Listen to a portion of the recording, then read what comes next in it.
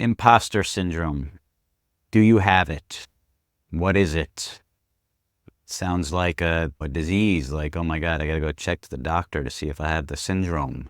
Basically, when you feel like you are not enough of an expert or skilled enough or professional enough to do whatever you're doing or you want to do.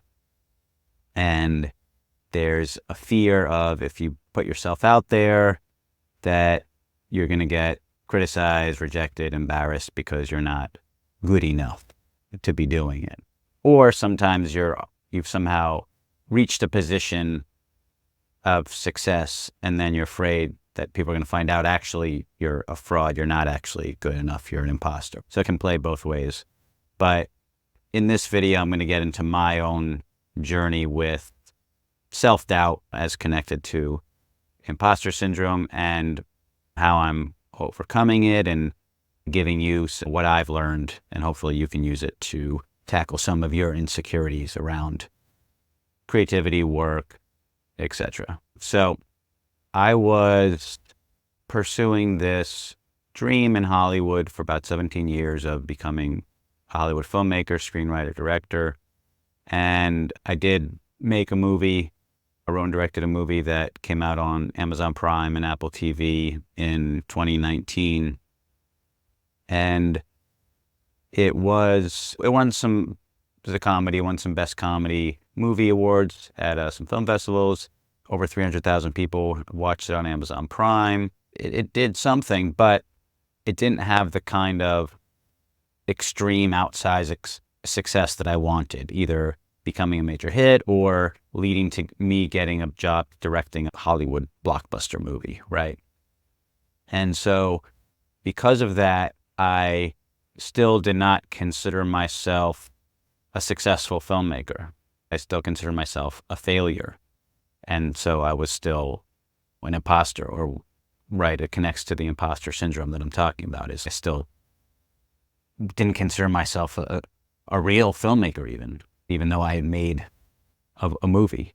And I basically, after COVID shut down the film industry, and I was turning 40 in the spring of 2022, I left the US, sold everything, bought a one-way ticket to Bali, and ultimately ran away to Bali, right? Because I didn't want to be a failed filmmaker in the US.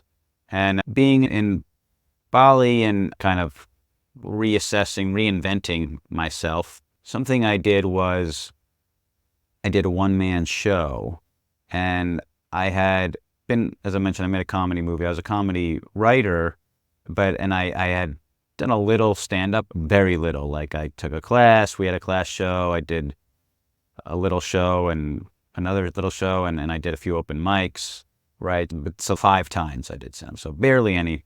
And I didn't like the whole scene in LA, competitive, cutthroat, and also I had fears around getting on stage and being in the spotlight. But once here in Bali and starting to let go of these stories that I had of I'm only the man behind the camera and not in front of it and not being in the spotlight, once I started to let go of that, I wanted to try doing some form of stand-up, and what that led to was a one-man show, because it was combining stand-up comedy with long-form storytelling, which I had been doing for years, writing movie scripts, and which I really love. And so combining those two things, I did this 2-hour one-man show that was both stand-up comedy mixed with long-form storytelling and even kind of theater, because I was like playing a couple characters. And it was extremely vulnerable. That word is overused at this point, but I was revealing personal stories, secrets that I hadn't told anyone, stuff that was all my like insecurities and stuff that I was really embarrassed about. And it was both that style of comedy, which is very self-deprecating and using your pain as fodder for comedy. That's obviously a very common thing in stand-up and comedy in general. So I was using it with that angle, but also it was for me to work through and release some of this stuff. And I thought by sharing it on stage, that would be a way to, and sharing on stage in a way of laughing at it, that would be a way to work through it and let go of it and not be carrying around and be so ashamed of it and be so ashamed of myself. And to do this, I had to work through and encounter and experience so much self-doubt. And because I was doubting both my ability to perform and then also doubting that people want to hear this stuff about me and that I'm not going to be rejected and embarrassed because I was doing it. This is a small town in Bali that I'm doing it. It's not like doing it in a big city in an audience where you'll never see those people again. I see all the people that came to the show. They were friends of mine and then people that knew me, right? I had a lot of self-doubt. Just imagine you get up in front of an audience of people and your friends and stuff, and you share all your deepest, darkest secrets. I had a lot of doubt around whether they would even enjoy the show, whether they would want to be my friend after talking to it. I mean, after seeing it. And, but the point was, I did it, and super challenging, exhausting because of both all the emotions that were coming up and then also just performing a 2-hour show myself, and I was playing different characters, and I had to change my voice for one of the characters, which was challenging and tiring. So anyway, the whole experience was exhausting and tough, but it was ultimately freeing. It did work to release a lot of that stuff and release a lot of the insecurities and doubt around it, because it was like, fuck it, that's me. And people liked the show and responded well to it, and they're still my friends, which is the big thing there. Is they didn't reject me, they didn't abandon me, which is the fear. And I think that fear is baked into us for survival, because if we got rejected from the tribe and left out in the desert or the jungle or the forest, we'd die. So it's super scary to risk being rejected by the tribe, whatever group of people. And so that fear is baked into us. But doing something to face it is the way to become free of it.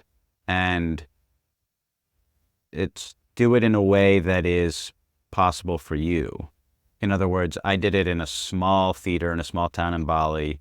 And yeah, there was risk because it was my friends, but it wasn't like I was doing it on the internet, right? Or doing it in a massive theater in a big city or whatever. Choosing a place where you can start to face the fear in a way that is uncomfortable, but not too overwhelming that you can't do it.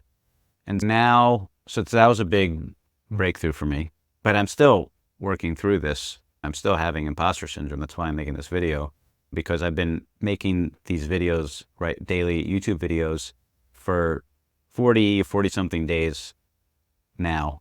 I make a video like this every day, and I'm have imposter syndrome every day. I feel like, who's going to listen to me? What's my qualifications? Why would anyone listen to me? Do I have anything valuable to say? I feel like I'm just rambling and saying nonsense. Does anyone even care? And not a lot of people are watching the videos. As you can see, if you look on my channel, just look at the views. Barely anyone's watching. I'm having imposter syndrome right now. Does anyone, do I have anything worthwhile to say or to contribute? But I'm making this video in the hopes that someone sees this that's also facing the same thing. And I'm just pushing myself to keep creating. That's why I'm doing them every day, because I got to make a video and upload it every day. And that way I keep doing it. And as opposed to waiting till I have a great concept or for a video and a great idea and script and all that. Instead of that, I'm just doing it every day, because otherwise I would not do it. I would just keep rewriting the script or rewriting the ideas and concepts, and I wouldn't actually make the videos. So I'm pushing myself to keep doing it again, to just push through that fear and face it and keep doing it. And it's not like it goes away. I'm still feeling like an imposter, but it gets easier. And I'm just focusing on trying to add value, like trying to share things that I think are worthwhile that have helped me, and just being authentic, right? And just sharing what I'm actually thinking, feeling, and have experienced, and hoping that connects with someone. Everyone starts as a beginner. Everyone starts as a novice. Everyone starts not being particularly good at something. So I'm trying to relax my judgments of myself and my standards that I hold for myself, because they're always too high. I'm always judging myself against the best in the world, and to start to do something at the beginning and judge yourself against the best in the world is insane.